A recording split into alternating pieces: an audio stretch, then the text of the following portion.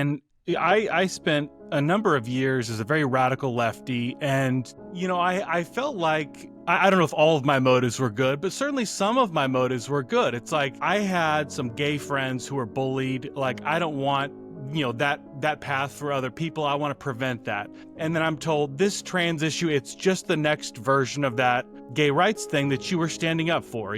Trans rights are human rights. You want to be on the right side of history. The science is settled. The medical research is very clear on this. This is what you're told. If that's all it seems like a no-brainer. Yeah. And it's interesting that you brought that up, because in some of the interviews I've listened of yours, you mentioned often in passing that when you got into radical leftist political ideas, you had yourself just been coming out of something. I can't remember if it was like substance abuse or depression or something. Okay. And so you really wanted to put your energy behind something that you thought was meaningful and could potentially change the world for the better. Now, of course, we always as humans have to be aware of the dark motivators as well as the positive ones. Like, we also maybe want to control others, or we want to stick it to have a blame figure, so to speak. So I think it's interesting that you raised that, because yes, in addition to all the misinformation, the kind of conviction behind these ideas is really, really powerful. And it's